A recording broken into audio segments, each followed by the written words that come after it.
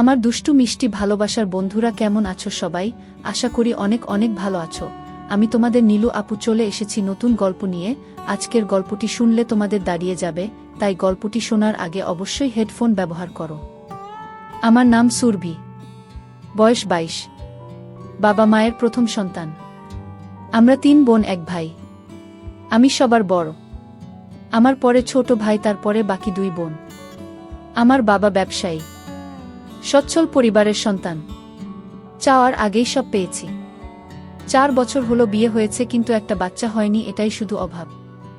আমার স্বামী খুব ভালো, শ্বশুরশাশুড়িও খুব ভালো।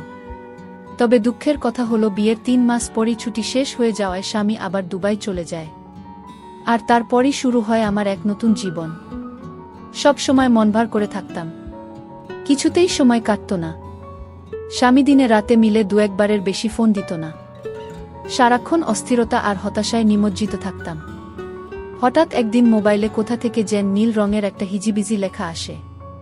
লেখাটায় ক্লিক করতেই দেখি সাইটটি যত সব মজার মজার গল্প। মায়ের সাথে ছেলে, ছেলের সাথে মা, মামির সাথে ভাগ্নে, ভাগ্নের সাথে মামি, এরকম অনেক মজার মজার গল্প। প্রথম 2টা গল্প পড়ে ঘিন ঘিন লাগলেও পরে খুব মজা পাইলাম। তারপর ধীরে ধীরে বাংলা গল্প পড়ার অভ্যাস হয়ে গেল। সারাদিন শ্বশুর-শাশুড়ির সেবায়ত্ন, ঘর সংসার সামলানো, নিয়ম করে স্বামীর সাথে মোবাইলে কথা বলা, আর রাতে শুয়ে শুয়ে কি হিডেন গল্প ওয়ার্ল্ড কো এ বাংলা গল্প পড়ে বাড়ির নিজস্ব গাছের কালো বেগুন দিয়ে শান্ত এখন আমার নিত্যদিনের কাজ। গল্প পড়তে পড়তে মনটাও ভিতরে ভিতরে চুট্টি হয়ে গেল। রাতে মাঝে মাঝে মনে হতো রাস্তা থেকে কোনো ছেলেকে ঘরে ডেকে এনে আমার নরম জায়গাটা নেই। এভাবে গল্প পড়ে সময় কাটানোর কিছুদিন পর হঠাৎ একদিন আমার জীবনে এলো এক সুপুরুষ। হাসি আর ঠাট্টার ছলে নিজের অজান্তেই জড়িয়ে পড়ি। বিশ্বাস করেন আর না করেন, এখন আমার কাছে সারা পৃথিবী একদিকে আর অন্যদিকে আমার প্রেম। বৈধ বলেন আর অবৈধ বলেন, আমি আমার জানুকে ছাড়া বাঁচব না। আমার মতো রক্ষণশীল পরিবারের সহজ সরল একটা মেয়ে কিভাবে এমন সিরিয়াস জড়িয়ে গেলাম, সেই গল্পটাই আজ আপনাদের সাথে মন খুলে বলবো। তাহলে শুরু করা যাক। তবে কোথা থেকে শুরু করব ভেবে পাচ্ছি না। আরেকটা কথা বলে নেই, আমার কিন্তু লেখালেখির অভ্যাস নেই। বাংলা গল্প পড়ে যতটুকু শিখেছি সেই অভিজ্ঞতা থেকেই লিখছি। সব সময় অন্যের লেখা পড়ি, তাই ভাবলাম আজ নিজের একটা গল্প সবার সাথে শেয়ার করি। গল্পের নায়ক বলেন আর খলনায়ক, তার নাম নিলয়। নিলয় আমার স্বামীর আপন একমাত্র বড় বোনের একমাত্র ছেলে, মানে সম্পর্কে সে আমার ভাগ্নে হয়। নিলয় খুব শান্তশিষ্ট স্বভাবের ছেলে। বিয়ের সময় তাকে একবার দেখেছিলাম, ভালোমতো কথাও হয়নি তখন। নিলয় তখন এসএসসি পরীক্ষার্থী। পড়াশোনার চাপে মামার বিয়েটাই ঠিকমতো বেড়াতে পারেনি। নিলয়দের বাড়ি গ্রামের দিকে, তাই এসএসসি পরীক্ষায় পাশ করার পর নিলয় আমাদের বাড়িতে, আমার শ্বশুর বাড়ি থেকেই পড়াশোনা করত। আমাদের বাড়ি থেকে নিলয় যেই কলেজটায় ভর্তি হয়েছে তার দূরত্ব ছিল মাত্র 15 মিনিটের। নিলয় প্রতিদিন সাইকেলে চড়ে কলেজে যেত। আমার শ্বশুর বাড়িতে ঘর ছিল মাত্র একটি। তবে নিলয়ের পড়ালেখার কথা চিন্তা করে বড় ঘরটার পাশে ছোট একটা পড়ার ঘর তৈরি করে দেয়া হয়েছিল। ঘরটায় চেয়ার টেবিল সহ একটা খাটিয়াও ছিল। তবে রাতে নিলয় বড় ঘরটার একটা রুমে থাকত। আমাদের বড় ঘরটায় 3টা রুম। একটা রুমে আমি আর আরেকটা রুমে আমার শ্বশুর-শাশুড়ি থাকত। মাঝখানের রুমটা অবশ্য ফাঁকা ছিল। তবে নিলয় আসার পর মাঝখানের রুমটায় একটা খাট বসানো হয় এবং নিলয় মাঝখানের রুমটাই থাকে। রাতে পড়া শেষ করে এসে মাঝখানের রুমটায় ঘুমায়। নিলয় খুব মেধাবী, এসএসসিতে সে A+ পেয়েছে। নিলয় কথাবার্তা খুব কম বলে, প্রয়োজন ছাড়া কারো সাথে কথা বলে না, এমনকি তার নানা নানির সাথেও না। আর আমার দিকে তো ঠিকমতো তাকাই না। আমার শ্বশুর-শাশুড়ি বয়স্ক মানুষ, সারাক্ষণ ঘরেই থাকেন। শ্বশুর চশমা ছাড়া ঠিকমতো দেখেনি না। আর শাশুড়ি হাতির মতো মোটা শরীর নিয়ে নড়তেই পারে না, সারাক্ষণ বিছানায় শুয়ে শুয়ে পান চিবায়। শ্বশুর দিনের বেলায় এদিকে সেদিক গেলেও শাশুড়িকে আজ পর্যন্ত ঘরের বাহিরে যেতে দেখি নাই।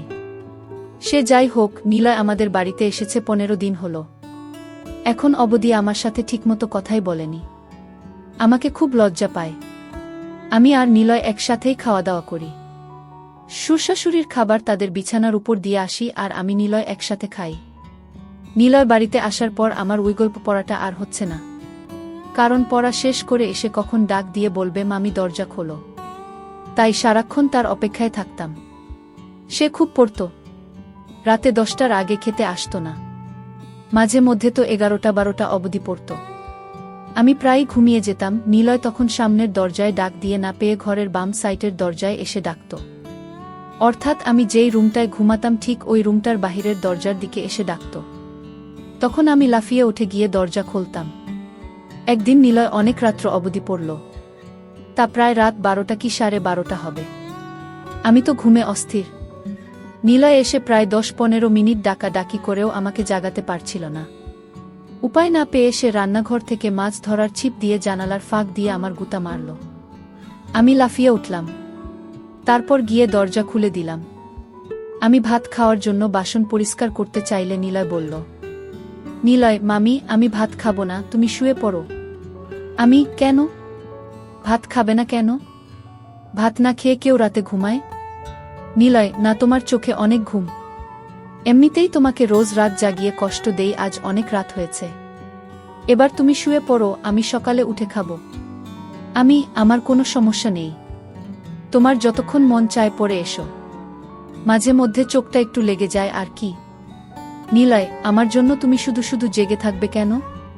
কাল থেকে আমি পড়ার ঘরটাই ঘুমাবো, আর নানা নানিকে যখন খাবার দাও তখন আমাকেও ডাক দিও, ওই সময় আমিও খেয়ে নেব। সন্ধ্যা রাতে খেয়ে নিলে রাত জেগে পড়তে পড়তে ক্ষুধা লাগবে না? তখন কি খাবে? আর তাছাড়া এত বড় ঘর থাকতে তুমি ওই ঘরে ঘুমাবে কেন? আমি কি কখনো বলেছি তোমার জন্য আমার সমস্যা হচ্ছে? তুমি কি বাহিরের কেউ? তুমি তো আমাদের নিজেদের মানুষ। তোমার জন্য এইটুকু করতে পারবো না? নিলয়, ঠিক আছে মামি, অনেক রাত হয়েছে, এবার ঘুমাও। এই ব্যাপারে সকালে তোমার সাথে আলাপ করব। এটা বলেই নিলয় সোজা তার বিছায় গিয়ে শুয়ে পড়ল। আর আমিও আমার রুমে চলে আসলাম। তবে আর যাই হোক, আজ প্রথম নিলয় আমার সাথে এত কথা বলেছে, কিন্তু একবারও আমার চোখের দিকে তাকায়নি। এখন সকাল 8টা। নিলয় এখনো ঘুম থেকে ওঠেনি। কাল অনেক রাতে ঘুমিয়েছে, তাই একটু বেশি ঘুমাচ্ছে। এমনিতে প্রতিদিন সকাল 7টার সময় ঘুম থেকে উঠে উঠোনে হাঁটাহাঁটি করে। নিলয়কে কখনো সকালে পড়তে দেখিনি। নিলয়কে ডাক দিতে হবে, কারণ 10টায় ক্লাস আছে। তাই নিলয়কে ডাক দিলাম। নিলয় ওঠো, 8টা বাজে, কলেজে যাবে না? নিলয়, কয়টা বাজে? 8টা। 8টা বাজে বলতেই লাফিয়ে উঠল। তারপর গোসল করতে গেল। মিনিট 10-এর মধ্যে গোসল শেষ করে নাস্তা খেয়ে সোজা কলেজে চলে গেল। এরপর ঠিক 2টার সময় কলেজের ক্লাস শেষ করে বাসায় ফিরল। মাঝে মধ্যে অবশ্য 12টা-1টার দিকেও চলে আসে। পড়ার ঘরে বই খাতা রেখে গোসলখানায় হাত মুখ ধৌত করতে গেল। এদিকে আমি খাবার নিয়ে বসে আছি। নিলয় ঘরে আসলো।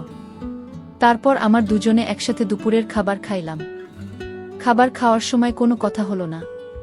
শুধু জিজ্ঞেস করেছিলাম কলেজে ঠিকমতো ক্লাস হয় কিনা। বাচ্চা ছেলের মতো মাথা নেড়ে শুধু বলেছিল হ্যাঁ, শুধু এইটুকুই। খাবার খেয়ে নিলয় তার পড়ার ঘরে গিয়ে শুয়ে রইল। নিলয় অবশ্য দিনের বেলা ওই ঘরটায় ঘুমায়। সন্ধ্যা হয়ে গেল। নিলয় ঘুম থেকে উঠছে না। আমি পড়ার ঘরটায় গিয়ে নিলয়কে ডাক দিলাম। আমার ডাক শুনে ঘুম থেকে উঠে বিছানায় বসল। আমার দিকে তাকিয়ে বলল, নিলয়, কি হয়েছে? ডাকছ কেন? না, কিছু না। সন্ধ্যা হয়ে গেল, তুমি এখনো ঘুমাচ্ছ, পড়তে বসবে না? নিলয়, সন্ধ্যা হয়ে গেছে নাকি? দেখি কয়টা বাজে। নিলয় পড়ার টেবিলে রাখা তার হাতঘড়িটায় টাইম দেখে গোসলখানায় হাত মুখ ধৌত করার জন্য চলে গেল। আমি তার পড়ার ঘরটাই বসে রইলাম। হাত মুখ ধৌত করে নিলয় পড়ার ঘরে আসলো। আমার দিকে তাকিয়ে বলল, নিলয়, তুমি এখনো এখানে কি করো? রান্নার কাজ শেষ? সেই কখন। কেন, ক্ষুধা লাগছে নাকি? নিলয়, আরে না, কি যে বলো, এই সন্ধ্যার সময় ক্ষুধা লাগে নাকি? তবে চা হলে ভালো হতো। চা পাতা মনে হয় ঘরে নেই। কাল থেকে তোমাকে চা করে দেব, ঠিক আছে? নিলয়, ঠিক আছে। এখন যাও, আমি পড়তে বসব। আচ্ছা বাবা, তুমি মনোযোগ দিয়ে পড়ো, আমি গেলাম। আমাদের বড় ঘরটায় চলে আসলাম। ঘণ্টা 2 পরে শ্বশুরশাশুড়িকে রাতের খাবার দিলাম। শ্বশুরশাশুড়ি খাচ্ছে। আমি পাশেই বসে আছি। হঠাৎ শ্বশুর বলল, বৌমা, নিলয় ঠিকমতো পড়ালেখা করে তো? তুমি একটু খেয়াল রেখো। বাবা আপনি কোনো চিন্তা করবেন না, নিলয় খুব ভালো ছেলে, তাকে পড়ার জন্য বলতে হয় না। সে নিজেই নিজের পড়া শেষ করে নেয়। সুর, তা জানি, কিন্তু তারপরেও আমাদের দায়িত্ব আছে না? নিলয়কে নিয়ে আপনাদের কোনো চিন্তা করতে হবে না, আমি সারাক্ষণই তার সাথে সাথে আছি। আর বাবা কাল সকালে নিলয়ের জন্য দোকান থেকে চা পাতা নিয়ে আসবেন। নিলয় আজ সন্ধ্যার সময় চা চেয়েছিল, আমি বলছি কাল থেকে দেব। শাশুড়ি, তাদের বাড়িতে সবাই চা খাওয়ার অভ্যাস। আমিও একবার তোমাকে বলবো বলবো বলেও ভুলে গেছি। তোমার সুরের আনার দরকার নেই। বাজার সদাই যা লাগে এখন থেকে নিলয়কে দিয়েই নিয়ে আসবে। নিলয়কে সকালে আমি বলে দেব। আর বৌমা, সকালে নাস্তা করার সময় আমাকে মনে করিয়ে দিও, আমি নিলয়ের সাথে কথা বলবো। ঠিক আছে মা। আমি তাদের খাওয়া শেষ হওয়া অবধি বসে রইলাম। খাওয়া শেষে বাসনপত্র গুছিয়ে আমার রুমে গিয়ে মোবাইলে বাড়িতে মায়ের সাথে কথা বললাম। কথা বলতে বলতে রাত প্রায় 10টা হয়ে গেল। এবার দেখি নিলয় কি করছে। আমি দরজা খুলে নিলয়ের পড়ার ঘরের কাছে গেলাম। ঘরের কাছে যেতেই নিলয়ের পড়ার শব্দ পাইলাম।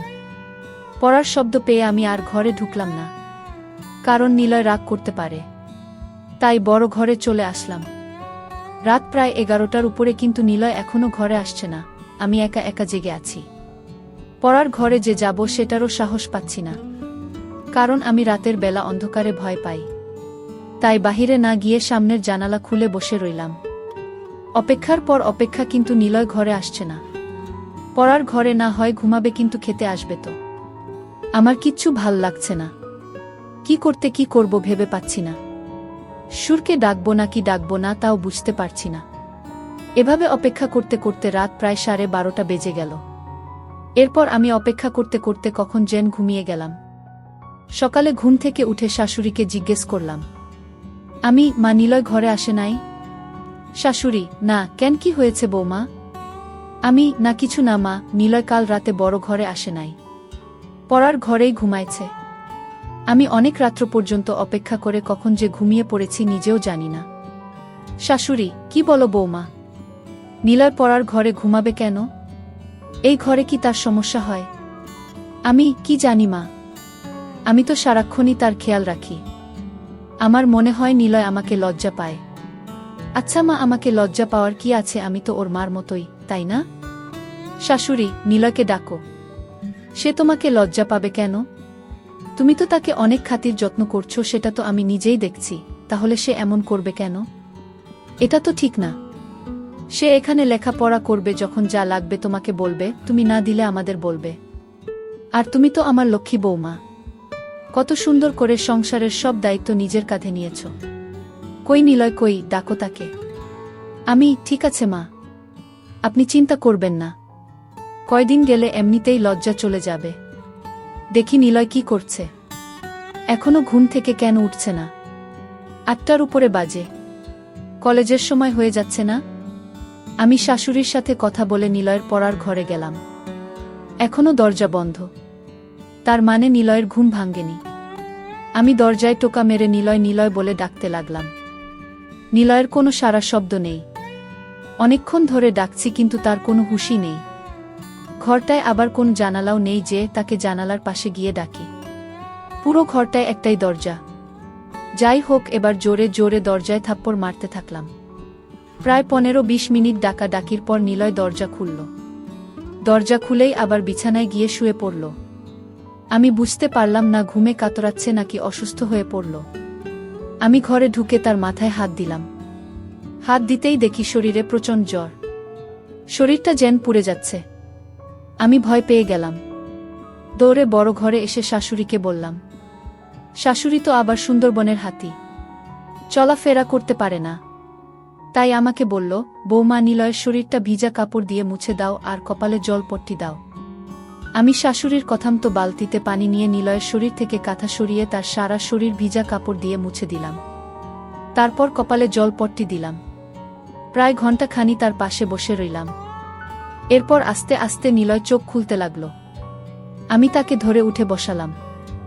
বসানোর পর নিলয় আমাকে বলল, মামি, রাতে যখন জ্বর অনুভব করি তখন সাথে সাথে গিয়ে তোমাকে ডাক দিয়েছিলাম, কিন্তু তুমি গিয়েছিলে, তাই তোমাকে আর বেশি ডাকাডাকি করিনি। আমি বললাম, এটা কোনো কথা হলো নিলয়? তুমি অসুস্থ, একা একা এই ঘরে কেন ঘুমালে? আমার জানালায় জোরে থাপ্পড় মারতে, নয়তো বাম দিকের দরজাটায় জোরে একটা লাথিই মারতে। এভাবে একা একা কষ্ট করার কোনো মানে হয়? এভাবে 10 মিনিট কথা বলার পর নিলয় উঠে দাঁড়ালো। তারপর খাট থেকে নেমে সোজা গোসলখানায় গেল। গোসলাখানা থেকে হাত মুখ ধৌত করে বড় ঘরে গেল। নিলয়কে বড় ঘরে যেতে দেখে আমিও বড় ঘরে চলে গেলাম। বড় ঘরে এসে তাকে নাস্তা দিলাম। নাস্তা করতে করতে তার শরীরের জ্বর কিছুটা কমে গেল। কলেজে যাওয়ার মতো সময় আর শরীরের কন্ডিশন কোনটাই ছিল না। তাই নিলয় আজ কলেজে গেল না, বাড়িতেই হাঁটাহাঁটি করছে। আমি রান্না করছি, হঠাৎ দেখি নিলয় আমার পেছনে দাঁড়িয়ে আছে। আমি বললাম, কি ব্যাপার, রান্না শিখবে নাকি? নিলয়, না, ভাবছি তুমি সারাদিন একা একা কত কাজ করো, সবার খেয়াল রাখো, সত্যিই তুমি খুব ভালো। কেন যে তোমার সাথে এতদিন কথা বলিনি? আমি আসলে তোমাকে লজ্জা পেতাম, তাই তোমার সামনে কম আসতাম, কম কথা বলতাম। তাছাড়া আমি মেয়েদের কাছ থেকে একটু দূরেই থাকি। আমি কেন? মেয়েদের কাছ থেকে দূরে কেন? মেয়েরা কি বাঘনা ভাল্লুক?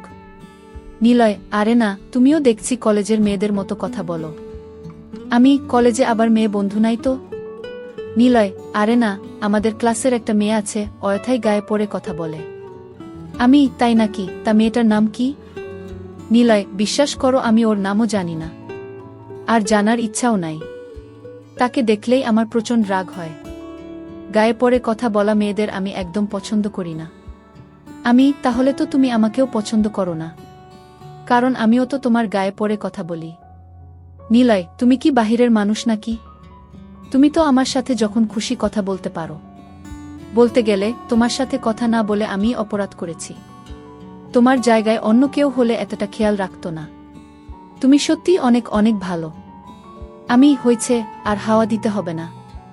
এবার যাও, আমার মোবাইলটা দিয়ে তোমার মাকে একটা ফোন দাও। তোমার অসুখের খবর জেনে গেছে। নিলয়, মাকে আবার জানালে কেন? আমি বলিনি, তোমার নানি বলেছে। নিলয়, নানি?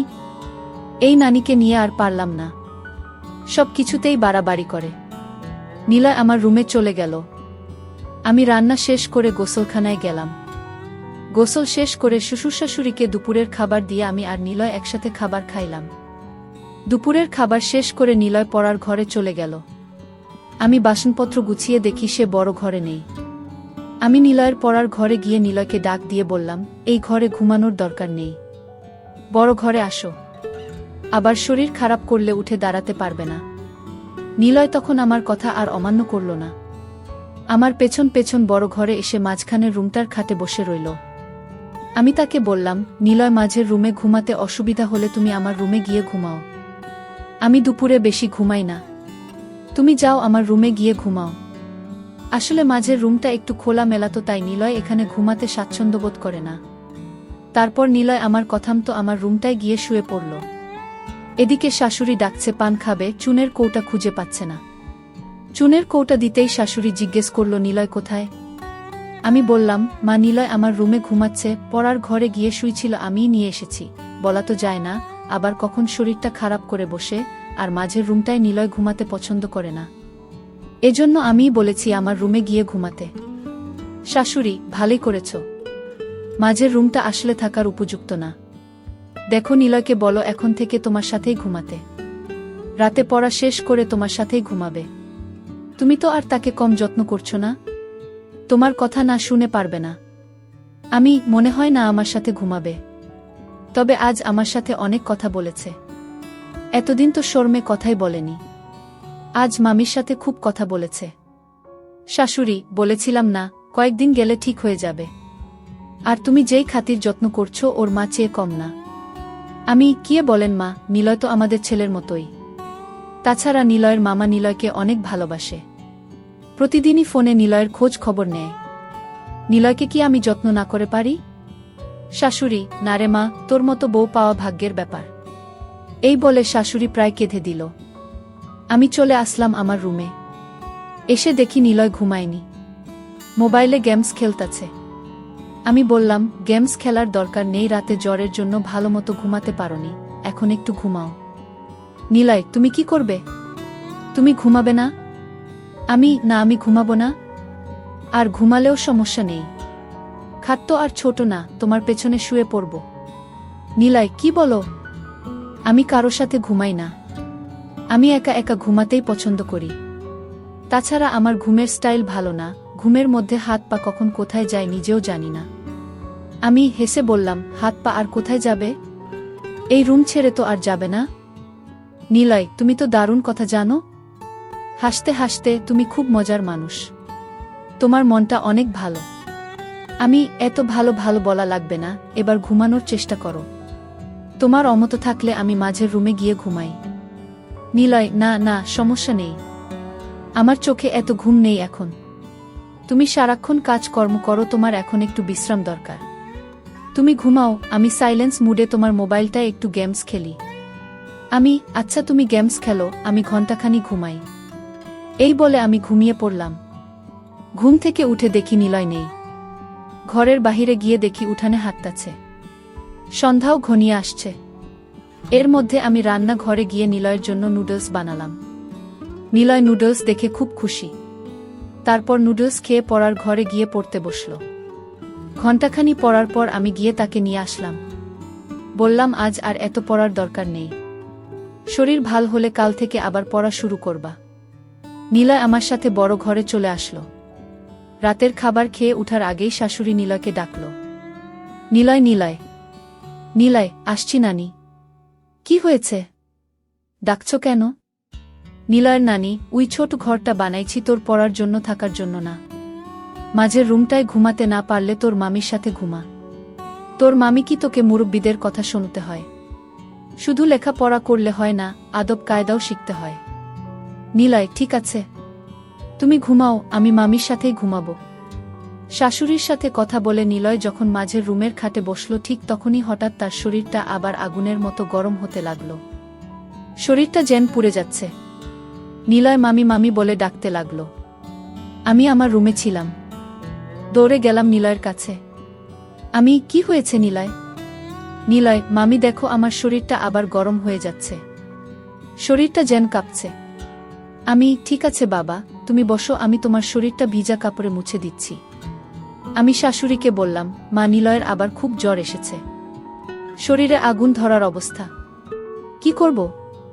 শরীরটা মুছে দাও, আর দেখো তোমার শ্বশুরের ওষুধের কৌটায় প্যারাসিটামল ট্যাবলেট আছে, একটা খাইয়ে দিয়ে তোমার সাথে নিয়ে শুয়ে দাও। রাতে জ্বর না কমলে সকালে ডাক্তারের কাছে নিয়ে যাইও। আমি শাশুড়ির কথামতো তাই করলাম। আমার রুমে নিয়ে খাটে শোয়াইয়া তার সারা শরীর ভিজা কাপড় দিয়ে মুছে দিলাম। নিলয় জ্বরে খুব কাঁপছে দেখে আলমারি থেকে একটা কম্বল নামিয়ে দিলাম। আমি আর নিলয় পাশাপাশি শুয়ে রইলাম। আমি নিলয়ের মাথায় হাত বুলাতে লাগলাম। জ্বরে নিলয়ের শরীর ভূমিকম্পের মতো কাঁপছে। তার কাঁপুনি দেখে আমি তাকে ধরলাম। তারপরও যেন কাঁপুনি থামছে না। অনেকক্ষণ পর কাঁপুনিটা একটু কমেছে, এবার তার চোখে একটু ঘুমও দেখা যাচ্ছে। এদিকে আমার চোখেও ঘুম এসে গেছে। আমি নিলয়ের মাথায় হাত বুলাতে বুলাতে কখন জানি ঘুমিয়ে গেলাম। গভীর রাতে নিলয়ের জ্বর আবার বেড়ে যায়, কিন্তু আমি টের পাইনি। জ্বরের কাঁপুনিতে নিলয় আমাকে ধরে। নিলয় যখন আমাকে ধরেছিল, সম্ভবত আমার পরনের কাপড় এলোমেলো ছিল, উপর কাপড় ছিল না। নিলয় ছিল নয়া যুবক একটা ছেলে। তার ইচ্ছার বিরুদ্ধেই তার শক্ত হয়ে যায়।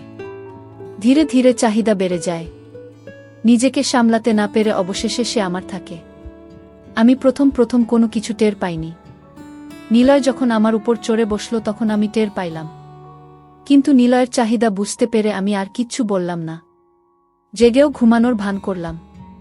তবে একটা কথা সত্য, এতদিন আমি যাই করেছি বলেছি না কেন, আমি নিলয়কে কখনো খারাপ চোখে দেখিনি। নিলয় আসার পর আমার রুটিনই চেঞ্জ হয়ে গিয়েছিল। আমি গল্প পড়াও বন্ধ করে দিয়েছিলাম। জানি না কেন, তবে নিলয়কে নিয়ে আমার কোনো ওই মানসিকতা ছিল না। তার প্রতি আমার যতটুকু দায়িত্ব কর্তব্য ছিল, আমি তার সবটুকুই পালন করার চেষ্টা করেছি। প্রত্যেকটা মেয়েরই চাহিদা থাকে, তাই বলে সব জায়গায় সবার সাথে সব কিছু করে না, ভাবেও না। যাই হোক, আমি ঘুমের ভান করে রইলাম। এদিকে নিলয়ের চাহিদা বেড়েই চলছে।